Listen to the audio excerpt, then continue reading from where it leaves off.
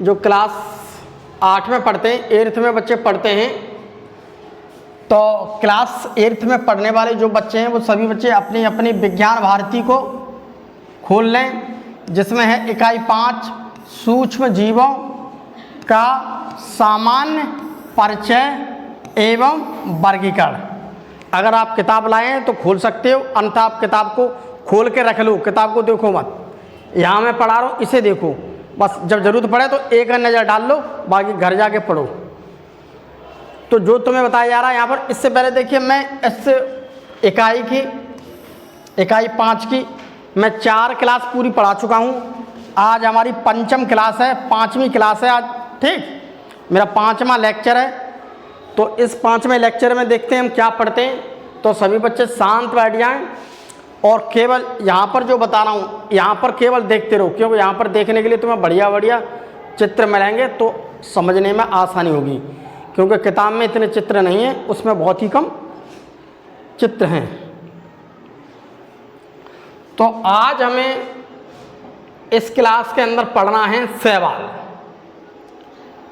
तो सभी बच्चे शांत हो जाएं और शैवाल के बारे में जो मैं बोला हूँ केवल उसे सुनें, बाकी किताब अपनी को बंद कर दो, सिर्फ मेरी बात को सुनो। देखो हमारे पास ये शब्द लिखा हुआ है शैवाल, हमारे पास ये शब्द लिखा हुआ है क्या? शैवाल। ये फोटो मैंने अपने ही स्कूल से खींचा गया फोटो है। बरसात का टाइम चल रहा है, जहाँ भी होगा हल्की हल्की जहाँ पानी होगा, जहाँ पानी अक्सर चलता होगा, तो हर जगह पर तुमने देखा होगा कि हमें ये हरी हरी सी दिखती, हरी हरी जो संरचना दिख रही है, ये क्या है? काई। इसे हम देहाती भाषा में क्या कहते हैं? हरी हरी दिख रही है आपको? ये हरी हरी दिख रही है आपको सभी? ये तो घास है, ये हरी हरी बहुत छोटी छोटी। तो इसे अगर हम सामान्य भाषा में देखा जाए तो हम इसे क्या कहते हैं? काई। तो हम ये भी कह सकते हैं कि शैवाल को हम सामान्य भाषा में क्या कहते हैं? काई। अब इस कंडीशन को हम ये देख सकते हैं, तो जहाँ कहीं भी हम ये देखते हैं कि जहाँ कहीं भी पानी बरस रहा है, जहाँ थोड़ा बहुत पानी चल रहा है या कोई नल है, जहाँ नल पे हम चलाते हैं, पानी चलाते हैं, तो उसके आसपास हमें इस प्रकार की काई हर जगह मिलेगी। अगर हमने इसके ऊपर पैर रख दिया तो हम क्या होगा? हम गिर जाएंगे। तो इसका मतलब है चिकनी होती है, ठीक। तो ये है वो काई। अब मैं किसी तालाब को देखता हूँ, अपने गांव के पास कोई तालाब है, उस तालाब को तुम गौर से देखना, जो बड़ा तालाब है उसे आप गौर से देखना। तो मैं तालाब के अंदर जो पानी होता है, उस पानी में देखो तुम्हें इस प्रकार की संरचना दिखाई देगी। दिख रही है आपको? ऐसी संरचना दिख रही है आपको? ये बहुत सारी तालाब के पानी के ऊपर मिलेगी। अब हम क्या करेंगे मालूम है? अब हम कोई मिट्टी का टुकड़ा लेंगे या कोई कंकड़ लेंगे, इस पानी के ऊपर डाल देंगे, तो वहाँ पर बहुत सारी जमी हुई है, तो क्या होगी? जैसे ही कंकड़ उसमें डाला जाएगा तभी क्या होगी? वो बिखर जाएगी। बिखर जाने के बाद क्या होता है? फिर हम देखते हैं फिर इकट्ठी हो जाती है। अब ये सारी चीज़ को आप कितना ही से साफ कर दो, 2 दिन के बाद 3 दिन के बाद आपको फिर दिख जाएगी। तो आप इसे बार बार साफ करते रहेंगे तो ये आपको बार बार यहाँ पर उगती हुई दिखाई देगी। तो ठीक उसी प्रकार से जहाँ बहुत सारा पानी चलता है, जिस जगह पर पक्की जगह वहाँ बहुत सारा पानी चलता है, अगर हम वहाँ पर बार बार उसको साफ करते रहें तो वो फिर भी उग जाती है। तो इसका मतलब है कि अगर जहाँ पानी है वहाँ पर ये चीज़ ऑटोमेटिक अपने आप क्या हो जाती है? पैदा हो जाती है। तो हम ये भी कह सकते हैं, यहाँ पर इसे गौर से देखिए, हमें दिखने में कैसे लग रही है? ये हरे रंग की है, ठीक। तो ये दिखने में कैसे है? हरे रंग की। अगर हम अपने पेड़ों को देखते हैं तो पेड़ों की पत्तियां कैसी होती हैं? हरी। तो पेड़ों की पत्तियों का भी रंग हरा है, इसका भी रंग हरा है। तो हमें ये लगता है ये कहीं न कहीं क्या है? पेड़ों से अपना संबंध रखती हैं, पेड़ों वाले वर्ग से संबंध रखती हैं। इसका मतलब ये कि ये दिखने में हरी है, तो इसका मतलब क्या है? ये क्या कर रही है? ये क्या कर रही है? प्रकाश संश्लेषण। तो प्रकाश संश्लेषण कौन करता है? पौधे। ठीक। तो पौधे करते, अब मैं इसे पौधे को देखता हूं तो ये कैसे होते हैं? बड़े। इसे देखता हूं तो ये कैसे हैं? बहुत छोटे। तो मैं यह कह सकता हूं कि अगर हमारी जो पृथ्वी है उस पृथ्वी पर अगर शुरुआत होती है जीवन की, तो हम ये कह सकते हैं तो पहले सबसे पहले इनसे ही शुरुआत हुई थी। तो पृथ्वी पर सबसे पहले किसकी शुरुआत हुई थी? इनकी। इनका मतलब क्या है? शैवाल। ये शैवाल फिर भी इतना बड़ा जो हमें दिखाई दे रहे हैं, इससे बहुत छोटे छोटे होते हैं शैवाल, जो हमें आँख से नहीं दिखाई देते, लेकिन वो भी क्या है? एक पौधे की कैटेगरी में रखा गया है। तो आज जो प्यारी प्यारी जो संरचना दिख रही है हरी, आज हम इसके बारे में अपनी क्लास के अंदर हम ये पढ़ेंगे। तो अब हमें आगे देखना है, इसके परिचय के रूप में देखना है, हमें थोड़ा परिचय पढ़ना है इसके बारे में। ये है शैवाल, ये है अपने स्कूल की वो दीवार जहां से पानी चलता रहता है, और यहां पर क्या जमी हुई है? ये काई। ठीक। और ये है वो तालाब, इस तालाब की परत के ऊपर मुझे बहुत ज्यादा क्या दिख रही है? ये। और ये है वो पानी तालाब का, जहां पर मुझे बहुत सारे क्या, ये मैंने हाथ में थोड़ा सा पानी लिया है, तो पानी के साथ में बहुत सारे क्या शैवाल जो हरी हरी संरचना है वो देखिए हाथ में आ चुकी है। ठीक। तो ये क्या है? तो इसका मतलब ये है कि शैवाल को सामान्य भाषा में काई भी कहा जाता है। ये सामान्यतः जल में पाए जाते हैं। तो हर जगह हमें ये काई काई दिख रही है, तो इसका मतलब ये कि हम शैवाल को अपने यहाँ की भाषा में बोल रहा हूँ, मैं हिंदी भाषा में बोल रहा हूँ, हिंदी भाषा में इसे काई कहते हैं। इंग्लिश में देखा जाए तो इसे एल्गी ही कहते हैं। अगर अच्छी तरीक़ा से इसका वैज्ञानिक नाम देखा जाए तो इसका वैज्ञानिक नाम कुछ और मिलता है, वो नाम ही पूरे संसार में सब जगह माना जाएगा। काई को यहाँ कहते हैं, दूसरे देश में इसे काई नहीं कहेंगे। ठीक। तो हम अपने देश की बात कर रहे हैं, जहाँ भारत में रहते हैं, तो भारत में अगर देखा जाए तो हम इसे सामान्य भाषा में काई कहते हैं। तो इतनी सारी चीज़ें जो संरचना हैं, ऐसी संरचना आपने तालाबों में अक्सर देखी होंगी, अपने घर के आसपास तुमने अच्छी तरह से देखी होंगी। उसके अलावा जहाँ भी तुम्हारे घर में पानी चलता रहता है, दीवार पे अगर पानी चल रहा है तो आप कुछ दिनों बाद देखोगे उस दीवार पे इस प्रकार की संरचना उगाएगी। तो ये क्या है? शैवाल। तो अब हम थोड़ा और आगे पढ़ते हैं, आगे बढ़ते हैं। तो देखिए कुछ शैवाल जैसे क्लोरेला, कुछ शैवाल जैसे क्लोरेला, जैसे क्लैमाइडोमोनास एवं डायटम्स एक कोशिकीय होते हैं। अब कुछ शैवालों के देखिए नाम हैं, जैसे कि हम बात करते हैं क्लोरेला की, तो क्लोरेला का मेरे पास चित्र नहीं मैंने बनाया, ये मैंने चित्र बना दिया क्लैमाइडोमोनास का। ये चित्र बना हुआ किसका? क्लैमाइडोमोनास का। ये है मेरा क्लैमाइडोमोनास। अगर इसको देखा जाए तो एक कोश की संरचना है, एक कोश का मतलब बहुत छोटी, बहुत छोटी मतलब एक कोश की संरचना है, यानी कि इसका शरीर केवल एक ही सेल से बना है।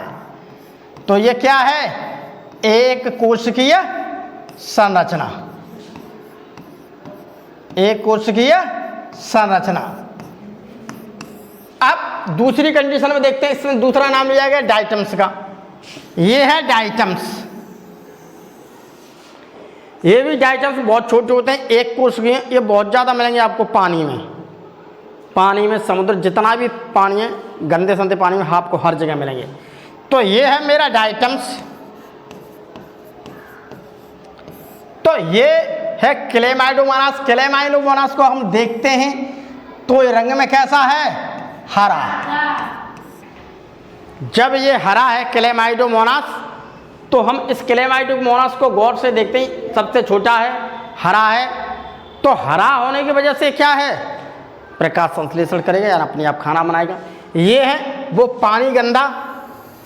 उस पानी गंदे को अगर हम सूक्ष्मदर्शी से देखते हैं, इस पानी को मैंने सूक्ष्मदर्शी से देखा,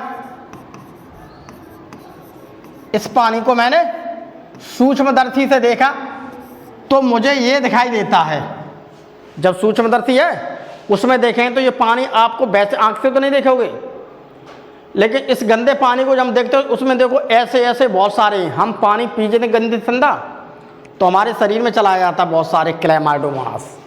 तो अगर इस सूक्ष्मदर्शी को मैंने बड़े करके देखा तो मुझे ऐसा दिखता है क्लेमाइडोमोनास। तो मुझे कैसा दिखता है, ऐसा। तो क्लेमाइडोमोनास को अगर देखते हैं तो कैसा है, एक तो रंग में हरा है। दूसरी बात, इस क्लेमाइडोमोनास की बात यह है कि इसके अंदर आपको देखने के लिए क्या मिल रहा है, फ्लैजेला। ये है तो क्लेमाइडोमोनास, लेकिन इसके अंदर आपको देखने के लिए क्या मिल रहा है, फ्लैजेला। ये फ्लैजेला दिख रहा है, ये इसे हम क्या कहते हैं, कशाविका फ्लैजेला, कशाविका यानी कि फ्लैजेला, यानी कि इसे हम क्या कहेंगे, फ्लैजेला। ये फ्लैजेला अगर देखा जाए कंडीशन में तो ये फ्लैजेला उनमें मिलता है जो जंतु होते हैं, जैसे बैक्टीरिया है उसमें मिलेगा मुझे फ्लैजेला। उसके अलावा जो जीव होते हैं ना, जंतु चलते रहते हैं, उसमें फ्लैजेला मिलता है ज़्यादातर। लेकिन यहाँ पर एक प्लांट की कैटेगरी में ये आ रहा है, यहाँ पर मुझे देखने के लिए क्या मिल रहा है, फ्लैजेला। तो यहाँ पर हमें देख सकता हूँ कि यहाँ पर मुझे क्या मिल रहा है देखने के लिए, फ्लैजेला यानी कि कशाविका, इसे कहते हैं फ्लैजेला। तो फ्लैजेला देखा जाए क्या है, फ्लैजेला देखा जाए क्या है, ये जंतु का लक्षण है। किसका है, जंतु का लक्षण। और खाना अपने आप बनाना, खाना ये अपने आप बना रहा है। खाना क्या बना रहा है, स्वयं स्वयं खाना बना रहा है। तो उसका मतलब क्या है, ये क्या कर रहा है, प्रकाश संश्लेषण। तो खाना वो अपने आप बना रहा है, ये जंतु जैसी संरचना है।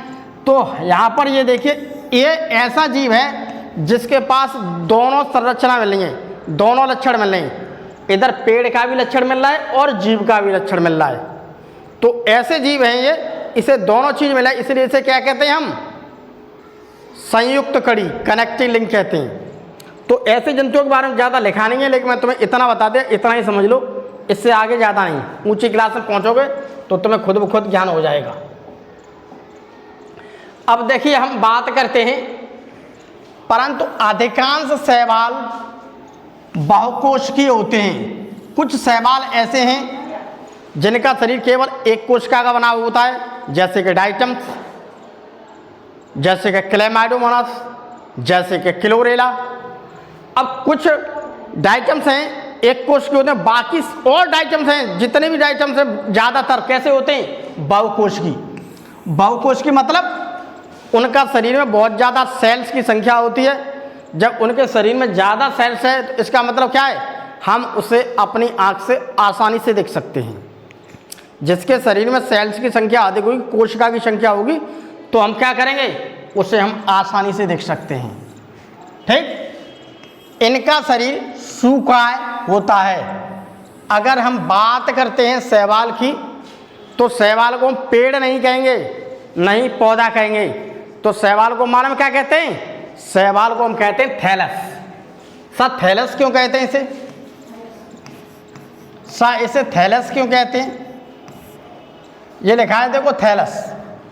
थैलस क्यों कहते हैं, थैलस इसलिए कहते हैं कि इनमें जड़, तना, पत्ती, हम यहाँ पर बात करते हैं तो देखो जड़, तना, पत्ती, ये क्या होती है यहाँ पर, एब्सेंट। एब्सेंट का मतलब नहीं पाई जाती है। तो ये इस प्रकार के थैलस होते हैं, न तो इसमें कोई जड़ होती है, न इसमें तना होता है, न कोई पत्ती तो है। क्योंकि अगर हम काई को अच्छी तरह देखें, काई होती कितनी है, बिल्कुल छोटी है, उसमें कहाँ जड़ होगी, कहाँ उसमें पत्ती होंगी, कहाँ उसमें तना होगा। तना पत्ती किस में मिलेगा? जो पेड़ बड़े होते हैं उसमें जड़ भी मिलेगी, उसमें तना भी मिलेगा, उसमें तुम्हें पत्ती भी मिलेगी। तो हमें यहाँ पर पत्ती अत्ती क्यों नहीं मिल रही मालूम है? क्योंकि ये छोटा ही इतना है। तो यहाँ पर देखिए जड़ तना पत्ती क्या है? नहीं पाई जाती हैं। जिसमें जड़ तना पत्ती नहीं मिलेंगी उसे हम कहते हैं थैलस। उसे हम क्या कहते हैं? थैलस। हिंदी में कहते हैं उसे सूका और इंग्लिश में कहते हैं उसे थैलस। ठीक, इनमें केंद्रक पाया जाता है। केंद्रक तो होगा, अगर जिस किसी के भी शरीर में केंद्रक नहीं है, चाहे वो प्लांट सही चाहे वो जंतु सही, तो उसका कोई अस्तित्व नहीं। क्योंकि जब तक केंद्रक, हमारा शरीर है, हमारे शरीर में सब जगह पर केंद्रक है। अगर केंद्रक नहीं होगा तो वो चीज़ आगे नहीं बढ़ पाएगी, नहीं वृद्धि कर पाएगी, नहीं कुछ कर पाएगी। तो केंद्रक तो देखिए ज़्यादातर सभी में मिलता है, ऐसा कोई है जिसमें केंद्रक नहीं मिलेगा, क्योंकि बिना केंद्रक के उसकी लाइफ बनती ही नहीं है। अब इसे गौर से देख लीजिए, ये है आपके सामने चित्र शैवालों के। न तो इसके अंदर में कोई जड़ है, न कोई तना है, न कोई पत्ती है। ये एक साधा संरचना है, साधा संरचना। ठीक, जैसे ये बहुत बड़े चित्र बना के दिखाए जा रहे हैं काई का। काई है ये आपकी, रंग बिरंगी दिख रही है आपको, ये क्या है? काई। तो मैंने थोड़ा सा पानी लिया, गंदा संदा पानी लिया, उस पानी को आप गौर से देख सकते हैं। पानी दिख रहा है तुम्हें? गंदे संदे पानी में तुम्हें देखो बहुत ज़्यादा मात्रा में ये क्या दिख रहे हैं? शैवाल। इसी गंदे पानी को हम पी जाते हैं तो क्या हो जाता है? हम बीमार पड़ जाते हैं। ये है वो गंदा पानी, देखिए इसमें क्या दिख रहा है आपको? शैवाल। तो ये है वो गंदा पानी जहाँ मुझे शैवाल दिख रहे हैं, ये है गंदा पानी जहाँ मुझे क्या दिख रहे हैं? शैवाल। तो शैवाल क्या है? शैवाल सबसे छोटे होते हैं, इतने छोटे होते हैं, कुछ ऐसे हैं जिसे हम आँख से नहीं देख सकते। तो जिन्हें हम आँख से अच्छी तरह से नहीं देख सकते वो क्या है? एक कोश की होते हैं, और जिसे आँख से देख सकते हैं वो बहुकोश की होते हैं। जैसे कि काई तो हम आँख से देख सकते हैं, तो उसका मतलब बहुत बड़ी है। तो अब हम थोड़ा आगे बढ़ते हैं, अब हम बात करते हैं क्लोरेला की। तो शैवाल के बारे में ज़्यादा उसमें कुछ नहीं दिया गया, केवल इतना ही दिया गया शैवाल के बारे में। अब हम कुछ शैवाल ऐसे देखते हैं जो हमारे लिए किस प्रकार से फायदा करते हैं। अगर हम बात करें क्लोरेला की, तो क्लोरेला एक ऐसा शैवाल है, बहुत छोटा है। देखिए ये है आपका क्लोरेला, ये क्या है आपका? क्लोरेला। ठीक, क्लोरेला। तो क्लोरेला शैवाल से क्लोरिल नामक एंटीबायोटिक दवा बनाई जाती है। इस क्लोरेला से हम ये बना रहे हैं दवा, इसका नाम है क्लोरेलिन। क्लोरेलिन। तो ये क्लोरेलिन क्या है? एक एंटीबायोटिक दवा है। क्लोरेलिन क्या है? एक एंटीबायोटिक सा ये एंटीबायोटिक दवा क्या है? अगर हम आज के समय पर देखे जाएं, जो जितने भी लोग बीमार पड़ते हैं ना, उन्हें अगर एंटीबायोटिक दवा न मिले तो ज़्यादातर लोग मर जाएंगे। तो जो भी दवा होती है उस दवा के साथ, प्रत्येक दवा के साथ में एंटीबायोटिक दवा अवश्य दी जाती है, जिससे शरीर में किसी प्रकार का कोई इन्फेक्शन हो रहा है तो इन्फेक्शन नहीं होता है। हर डॉक्टर के पास जाओगे वो एंटीबायोटिक दवा अवश्य देता है। तो ये क्लोरेला मेरे लिए क्या है? लाभदायक है मेरे लिए। क्यों? क्योंकि इससे क्या बन रही है? दवा। उसके अलावा हम देखते हैं दूसरा क्लोरेला, वो दूसरा है का एल्गी। नदियों तथा समुद्रों में पाए जाने वाले डाइटम्स का उपयोग हम टूथपेस्ट, तापरोधी ईंट तथा वार्निश एवं पेंट बनाने में करते हैं। तो ये है वो डाइटम्स, इसका प्रयोग आप कहाँ करते हैं? इसका उपयोग डाइटम्स का हम उपयोग कहाँ करते हैं? ये हमारे लिए कहाँ फायदे बनते हैं? इससे क्या बनेगा? इससे बनेगा टूथपेस्ट।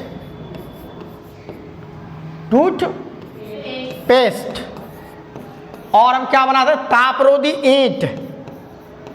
ऐसी ईंटें बना सकते हैं इससे जिससे क्या है वो गर्म नहीं होंगी, इससे हमें गर्मी महसूस नहीं होगी। ठीक, और इससे क्या बना सकते हैं, वार्निश। और क्या बना सकते हैं, पेंट। तो ये हैं वो आइटम्स। तुम नदियों में जाओगे तो नदियों में तुम्हें बहुत सारे मिलेंगे, छोटे भी होते हैं बड़े भी होते हैं। इस प्रकार के देखो ये होते हैं आइटम्स, ये तुम्हें हर जगह पर मिलेंगे। तो इन आइटम्स का हम प्रयोग कहाँ करते हैं, टूथपेस्ट बनाने में, तापरोधी, वार्निश और पेंट बनाने में।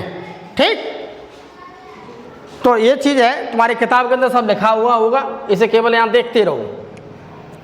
तो ये सारी चीज़ें इसके प्रयोग में, काम में ये सारी चीज़ें आती रहती हैं। इसके अलावा भी हमें कुछ शैवाल ऐसे मिलते हैं जो हमारे लिए क्या हैं, हानिकारक। हमारे लिए क्या है, हानिकारक। सब ऐसे शैवाल कौन से जो हमारे लिए हानिकारक हैं। अगर हम बात करें सेफेल्यूरोस की, बायरीमेंस, ये है एक शैवाल। ठीक, ये हरा शैवाल होता है जो चाय की फसलों पर रोग उत्पन्न करता है। तो मान लीजिए कि मेरे पास चाय है, चाय की ये है मेरे पास पत्ती है, चाय का जो पेड़ होता है उसकी ये क्या है, पत्ती है। अब इस पत्ती को गौर से देखिए, आपको देखिए यहाँ पर, यहाँ पर, यहाँ पर, यहाँ पर दिख रही है, कुछ संरचना दिख रही है। इसका मतलब क्या है, इस पत्ती को बीमारी लग चुकी है, इसको रोग हो गया है। वो रोग किसने कर दिया, वो इसने कर दिया, सेफेल्यूरोस बायरीमेंस ने। सेफेल्यूरोस बायरीमेंस क्या है, एक शैवाल है, और इसकी वजह से ये क्या हो गया, चाय का क्या हो गया, चाय की पत्ती पर क्या हो गया, रोग। अब चाय की पत्ती पर रोग हो जाएगा तो वो हमारा पेड़ क्या है, पूरा का पूरा पेड़ ही खराब हो जाएगा। जब पूरा का पेड़ खराब हो जाएगा तो हमें वहाँ से चाय नहीं मिल पाएगी। तो अगर इसी प्रकार से सभी खराब करते रहे तो भैया हमारी तो चाय की फसल हो नहीं पाएगी, हमें तो चाय नहीं मिल पाएगी। तो ये मेरे लिए क्या है, हानिकारक हैं। तो इन्हें हम हानिकारक की श्रेणी में रखते हैं। उसके अलावा हम कुछ देखते हैं, उसके अलावा देखिए हमारे में, अब आगे हम देखते हैं उपयोगी सूक्ष्मजीव। कुछ सूक्ष्मजीव, शैवाल की बात नहीं कर रहे हैं, सूक्ष्मजीव की बात नहीं, कुछ सूक्ष्मजीव एवं उनके प्रभाव। मान लीजिए कि मेरे पास दूध है, ये है मेरे पास दूध। अब मुझे ये देखना है कि दूध है का दही कैसे बन जाता है। तो ये है मेरे पास दूध, ये है दूध। अब दूध मैंने शाम को जब गर्म किया है तो उस दूध को जब हम गर्म करने के बाद उसका कुछ टेम्परेचर कम हो जाता है, मतलब हल्का हल्का गुनगुना सा रह जाता। पहले ज़्यादा गर्म था, फिर हल्का उसका टेम्परेचर जब कम हुआ तो फिर मैंने इसके अंदर क्या डाल दिया, मैं इसके अंदर क्या डाल देता हूँ, मैं इसके लिए मट्ठा डाल देता हूँ उसके अंदर। सब मट्ठा क्या है, अगर मट्ठे को हम पी के देखते हैं तो वो खट्टा होता है, तो इसका मतलब क्या है, उसमें लैक्टोबैसिलस जीवाणु मिलेंगे। अगर उस मट्ठे के अंदर, हर मट्ठा जितना होता है उसके अंदर लैक्टोबैसिलस जीवाणु मिलते हैं। अब ये जीवाणु ऐसे होते हैं अपनी संख्या बहुत ज़्यादा कर दे। जैसे ही मैंने इसके अंदर थोड़ा डाला, 1 चम्मच, मैंने एक ही चम्मच तो डाला, मान लीजिए 1 चम्मच या 1.5 चम्मच मेरे पास एक दूध है, किसी बर्तन में भरा हुआ 5 लीटर दूध है। गौर से देखना, मेरी बात को सुनना। मेरे पास ये है एक बर्तन, इस बर्तन में मैंने 5 लीटर दूध लिया है। यहाँ पर मैंने कितना लिया है, 5 लीटर। मैंने यहाँ पर 5 लीटर दूध लिया है। ठीक, दूध मेरे पास 5 लीटर है। मैंने इसके अंदर क्या किया, केवल 2 चम्मच, मैंने यहाँ पर 2 चम्मच ली। ठीक, और 2 चम्मच भर करके मैंने इसमें क्या डाला, लैक्टोबैसिलस। अब यहाँ तो है 5 लीटर और 2 चम्मच में कितना आ जाएगा लैक्टोबैसिलस, जीवाणु कितने आ जाएंगे। अगर जीवाणु की संख्या तो बहुत होती है तो 2 लैक्टोबैसिलस का अगर हम इसको वजन को तोला जाए, 2 चम्मच वाला वजन तोला जाए, तो 2 चम्मच वाले वजन को तो हम अगर बात करते हैं तो छोटी चम्मच है, उस छोटी चम्मच में इतने लैक्टोबैसिलस हैं कि मैंने जब शाम को डाला मैंने इसे शाम को डाला, ठीक, जैसे ही मैं इसे शाम को डालूंगा तो मान लीजिए 8 घंटे मान लेते हैं, 8 घंटे बाद मैंने देखा, 8 घंटे बाद या आप 10 घंटे बाद मान लो, 10 घंटे बाद, तो मैं बहुत कम बैक्टीरिया मैंने डाले 2 चम्मच। तो सुबह मैंने देखा तो मेरे पास जो था एक बर्तन जिसके अंदर 5 लीटर दूध था, जिसके अंदर क्या था, 5 लीटर दूध था। 5 लीटर में क्या था, जिसमें 5 लीटर दूध था। सुबह मैंने देखा तो सारा का सारा दूध क्या हुआ, जम गया। तो इसका मतलब क्या है कि मेरे पास जो चम्मच थी उस चम्मच में इतने अधिक बैक्टीरिया थे, लैक्टोबैसिलस इतने अधिक थे कि उन थोड़े से बैक्टीरिया ने ये कहा पूरे के पूरे इस दूध में मैंने डाल दिया। तो अपनी संख्या बढ़ाते बढ़ाते बढ़ाते बढ़ाते इतनी बढ़ा ली कि सारा का सारा दूध है ना, ये पूरा सारा दूध, सारे के सारे दूध में क्या आ गए, लैक्टोबैसिलस, बैसिलस क्या आ गए, बैक्टीरिया, जीवाणु।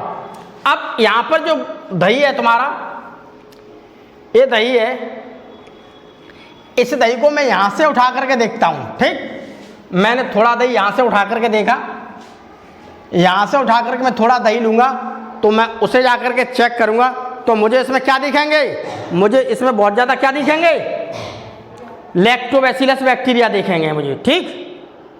फोन बहुत आ रहा है। तो जब भी कभी कोई चीज़ होती है तो उसमें आप यहाँ से दही लोगे तो उस दही को अगर तुम सूक्ष्मदर्शी से देखोगे तो तुम्हें यहाँ पर भी बहुत ज़्यादा क्या दिखेंगे, लैक्टोबैसिलस बैक्टीरिया, ठीक। तो हम ये कह सकते मैंने थोड़े डाले, उनने आपस में जनन करके गुणन करते, ठीक, गुणन करते करते क्या हुआ, अपनी संख्या बढ़ा ली। तो बैक्टीरिया बहुत जल्दी क्या करते हैं, अपनी संख्या बढ़ाते हैं। जीवाणुओं का उपयोग दही, सिरका तथा शराब बनाने में किया जाता है। तो ये इस प्रकार के सूक्ष्म जीव हैं जो हमारे लिए क्या करते हैं, फायदा। उसके अलावा कुछ ऐसे और भी सूक्ष्म हैं, जैसे कि यह है ईस्ट। अगर मैं ईस्ट की बात करता हूं तो यह क्या है, कवक। और यहां पर जो आपको बहुत सारे दाने से दिख रहे हैं, मैं बात कर रहा हूं एक दाने की, तो यह क्या है, एक कोशिकीय, एक कोशिकीय। अब ईस्ट का प्रयोग कहां से, यह है ईस्ट।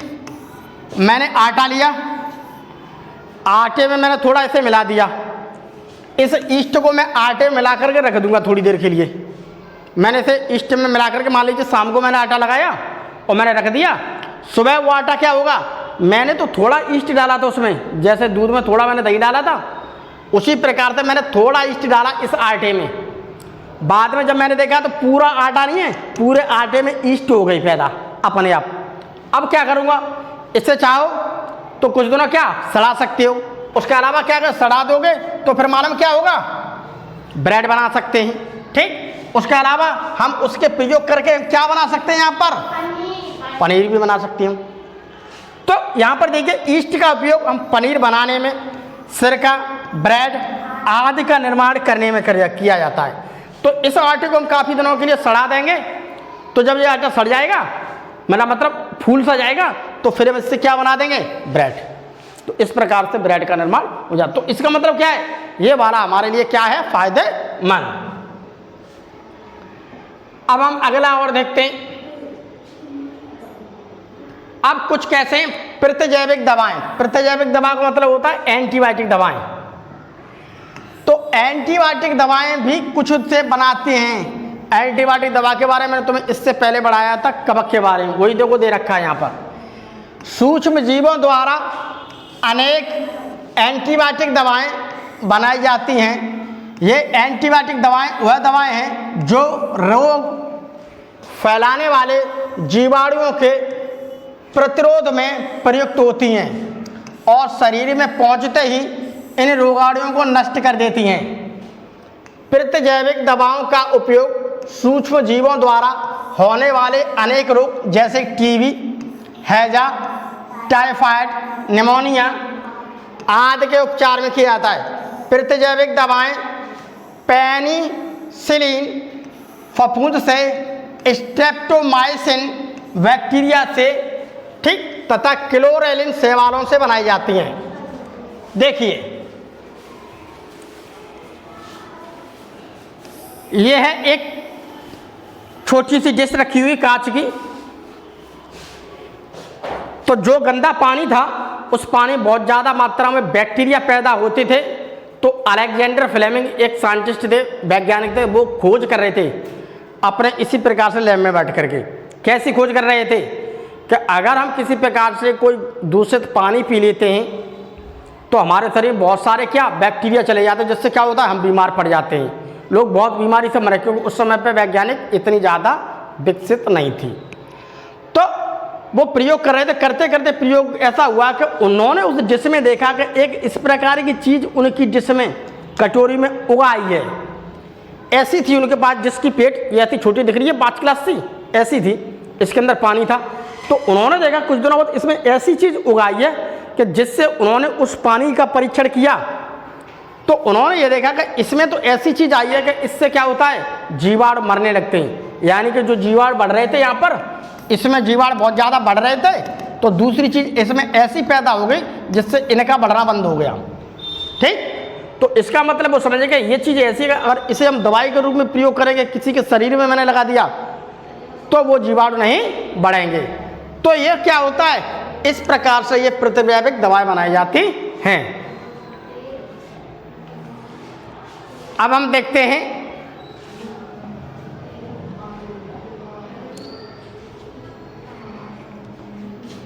क्लोरेला नामक शैवाल से क्लोरेलिन नामक एंटीबायोटिक दवाएं बनाई जाती है। मैंने अभी बताया थोड़ी देर पहले, ये है क्लोरेला, क्या है, शैवाल है।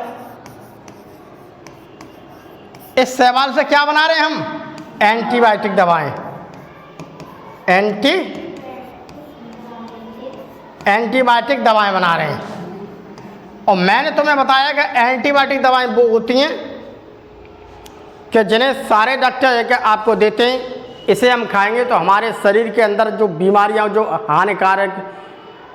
हानिकारक जो बैक्टीरिया चले गए तो उसको क्या करती है, ये मारती रहती है। हम तो खाते हैं दवा, हमारे शरीर में फैल जाती है दवा, और धीमे धीमे क्या, जितनी भी हमारी बैक्टीरिया होते हैं शरीर के, वो सारे के सारे बैक्टीरिया मर जाते हैं। तो एंटीबायोटिक दवाएं क्या हैं, हमारे लिए बहुत काम की हैं। और ये चीज़ मिल रही है किससे, क्लोरेला से। तो क्लोरेला क्या है मेरे लिए, उपयोगी। तो क्लोरेला क्या है मेरे लिए, उपयोगी। तो क्लोरेला मेरे लिए क्या है, बहुत ही ज़्यादा उपयोगी। तो उपयोगी है, इसलिए क्या करते हैं, उसका यूज करते हैं।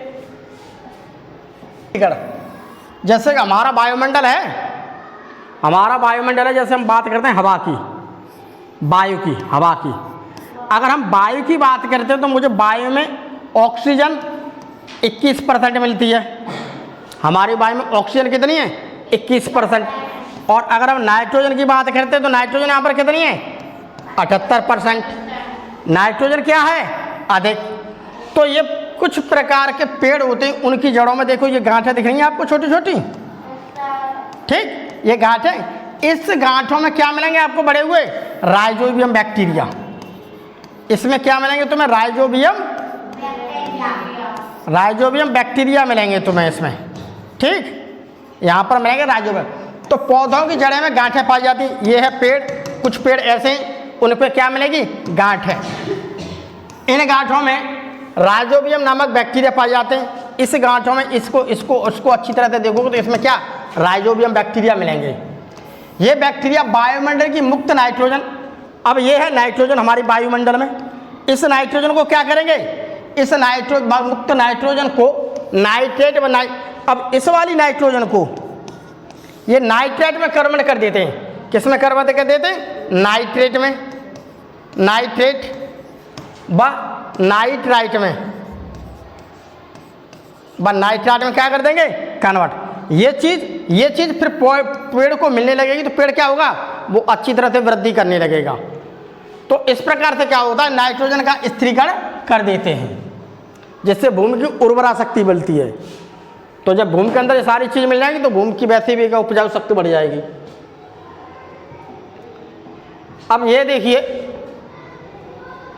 इसके अतिरिक्त कुछ जीवाणु ऐसे होते हैं जिसे हम कहते हैं एजोटोबैक्टर। ये बैक्टीरिया है, स्वतंत्र रूप से मिट्टी में रहते हैं और नाइट्रोजन स्थिरीकरण की क्रिया करते रहते हैं।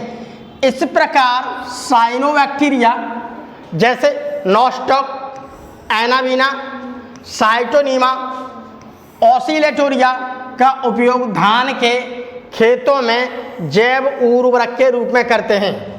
देखिए, ये है क्या, साइनोबैक्टीरिया, जैसे कि नॉस्टॉक, एनाबीना, साइटोनीमा, ऑसिलेट, ये सब क्या है, साइनोबैक्टीरिया की कैटेगरी में आते हैं, ब्लू ग्रीन एल्गी में आते हैं, नील हरित शैवाल में आते हैं। ये कीच सी, ये गंदा गंदा तुम्हें दिख रहा है, सब गंदा गंदा दिख रहा है तुम्हें कीच सी, ये सब साइनोबैक्टीरिया होते हैं। तो ये साइनोबैक्टीरिया को देखो क्या होता है, उसकी देखो संरचना ऐसी दे रखी है। ऑसिलेटोरिया ये है, आपका एनाबीना ऐसा है। अगर इस एनाबीना इस प्रकार की नॉस्टॉक है, जैसे कि यह है नॉस्टॉक, अगर यहाँ पर ऐसी मिट्टी ले आओ, वहाँ पर इनकी संख्या अधिक है, तो हम अपने खेतों में जहाँ धान की खेती होती है उसमें डाल देंगे। तो उसमें ये जैसे ही पड़ जाएंगे तैसे मालूम क्या होगा, ये क्या होगा, इस नाइट्रोजन को क्या करते हैं, ये देखो करते हैं, नाइट्रोजन का क्या करते हैं, स्थिरीकरण। तो ये वहाँ पर उसकी उर्वरक शक्ति को बढ़ा देंगे, क्योंकि नाइट्रोजन को फिक्स कर देंगे, और जिससे जो हमारे धान जो खेती होती है उसमें अगर देखें तो हमें अच्छी तरीके से क्या, अधिक धान में उपजाऊ शक्ति हो जाती है। तो वहाँ हमें केमिकल डालने की ज़रूरत नहीं है। यही अगर खेतों में डाल दिया जाए, धान के खेतों में डाल दिया जाए, तो धान की फसल कैसी हो जाएगी, तो धान की फसल कैसी हो जाती है, उपजाऊ, उपजाऊ, ठीक। मिट्टी में कैसी है, उर्वरा शक्ति बढ़ जाती है। मिट्टी में क्या बढ़ जाती है, उर्वरा शक्ति बढ़ जाती है। तो ये हमें फायदा करते हैं। नॉस्टॉक देखिए, ये हमने नॉस्टॉक, ये नॉस्टॉक ऐसा होता है, कीच में मिलेगा, बहुत छोटा होता है, ऐसा होता है नॉस्टॉक, ठीक। एनाबीना, ये है एनाबीना। साइटोनीमा, साइटोनीमा का मुझे चित्र नहीं मिला, कोई बात नहीं। ऑसिलेटोरिया, ये है ऑसिलेटोरिया। ये सभी क्या हैं, शैवाल की कैटेगरी में आते हैं। ऑसिलेटोरिया बड़ा, ठीक है। तो ये इस प्रकार की कीच जैसी रचना है, इसे हम साइनोबैक्टीरिया हमारी ज़मीन के लिए बहुत ही ज़्यादा क्या है, फायदेमंद। वो हमारी ज़मीन के अंदर उसे जितना डालोगे उतनी क्या होगी, उर्वरा शक्ति बढ़ती जाएगी। तो इस प्रकार से हम देखते हैं कि हमें सूक्ष्म जीवों का क्या है, हमें बहुत सारे फायदे भी मिलते हैं, और सूक्ष्म जीवों से हमें क्या है, बहुत ज़्यादा हानियाँ भी होती हैं। तो आज के लेक्चर के लिए हमारा केवल इतना ही है, बाकी हम फिर अपना देखते हैं, ठीक। अगली क्लास में फिर देखेंगे।